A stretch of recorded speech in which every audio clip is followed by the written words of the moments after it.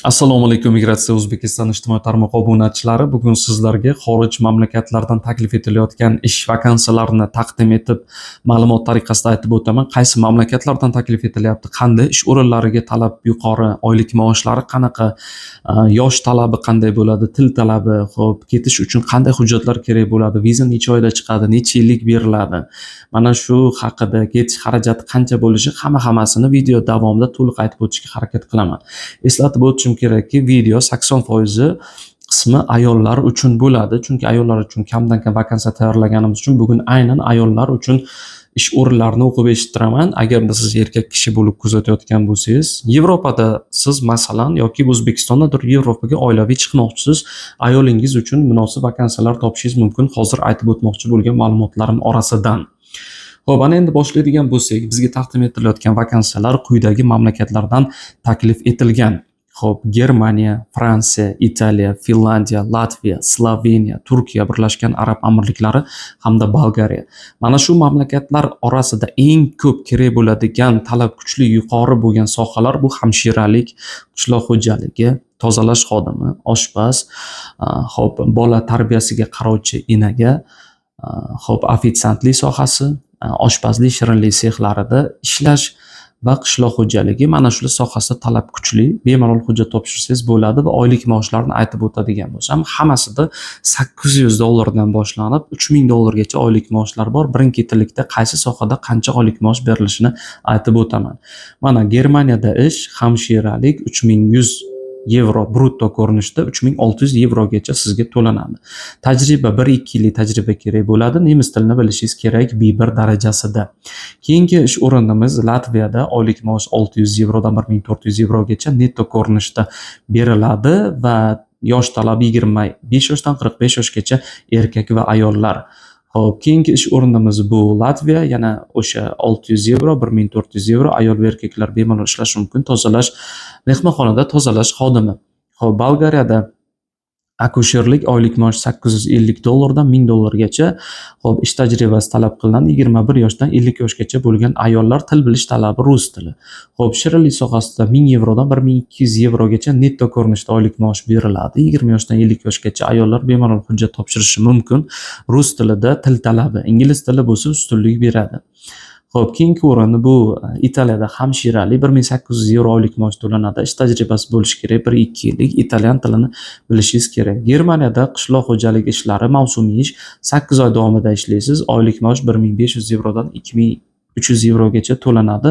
21 yoshdan 40 yoshgacha bo'lgan ayollar rus tilini bilsa ham bo'ladi. Nemis tilini bilish ustunlik beradi. Finlandiyada ayollar uchun 18 yoshdan 45 yoshgacha, 50 yoshgacha bo'lgan ish o'rni mavsumiy qishloq xo'jaligi, ish tajribasi talab etilmaydi. Til bilish darajasi rus tilini bilishingiz kerak. Oylik maosh esa $2000 atrofida. Turkiyada hostes, xona tozalovchi, tozalash xodimi, ofitsiant. Xo'p, mana shu sohalarda $650 dan $700 to'lanadi. Kuniga 8 soat ish, haftasiga 6 kun. 18 yoshdan 45 yoshgacha bo'lgan ayollar ishga topshirishlari mumkin. Til bilish talabi bu turk tilini bilishingiz kerak bo'ladi. Bolgariyada $825 oylik, xona tozalovchisi 55 yoshgacha ayollar, kamida 2 yillik tajribangiz bo'lishi kerak. Masalan, davlatning birorta tashkilotida ishlayotgan bo'lsangiz, ish tajribasi bo'ladi, mana shu tajriba so'raladi. Fransiyada €1500 oylik maosh, ish tajribasi, yotoq joy, oziq-ovqat, aviabiletingizgacha ta'minlab beradi, aviachiptagacha. €1500 haftada 5 kun, kuniga 10 soat, kamida 1 yillik tajriba, ingliz tilini bilishingiz shart. Ayollar ishga qabul qilinadi 25 yoshdan 45 yoshgacha bo'lgan.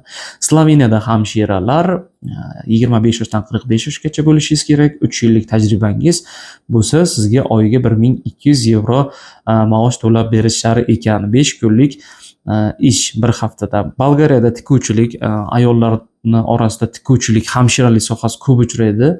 Xo'p, €850 plus €100 oziq-ovqatingiz uchun ajratib beriladi. Haftasiga 5 kun ish, rus tilini bilishingiz kerak, bepul yashash joyi.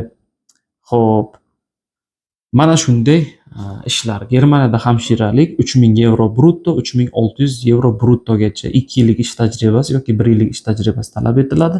Nemis tilini B1 darajasida bilishingiz kerak hamshiralar uchun. Xo'p, hozir sizga Migratsiya O'zbekiston rasmiy Telegram kanaliga qanday obuna bo'lishni ko'rsataman. Telefon orqali yozib olingan video ma'lumot. Xo'p, hozir plus Telegram, kimda Telegram bo'lsa, mana shu ilovaga kirib olish kerak.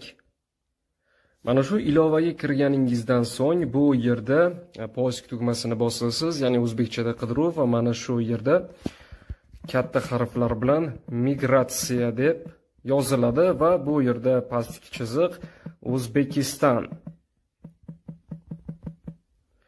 Xo'p, yozganingizda O'zbekiston migratsiyasi kelib chiqadi. Mana shu migratsiya O'zbekiston rasmiy Telegram kanalining ustiga bosganingizda bu yerda ishchi vakansiya Germaniya bo'yicha va balki Janubiy Koreya, Kanada, boshqa davlatlar bo'yicha, Birlashgan Arab Amirliklari va dunyo bo'yicha 30 ta davlatga yaqin mamlakatlar ichidan ishchi vakansiyalar taqdim etiladi. Oylik maoshlar, ketish xarajatlari hammasi to'liq aytib o'tilgan. Mana shu bu yerda qoldirilgan havola orqali onlayn ro'yxatdan o'tish havolasiga kirib, ro'yxatdan bemalol o'tishingiz mumkin bo'ladi, agarda sizga qaysidir davlatdagi bo'sh ish o'rni va vakansiya ma'qul kelsa. Xo'p, mana shunday ishlar bor. Endi bu ishlarga hujjat topshirish uchun nima qilishingiz kerak? Kommentariyada ismingizni, yoshingizni, qaysi chet tilini bilishingizni yozib qoldiring. Biz sizga aloqaga chiqamiz. Agarda Germaniyaga bormoqchisiz, nemis tilini bilmaysiz, bizda bepul nemis tili kursi bor, bemalol qatnashishingiz mumkin bo'ladi.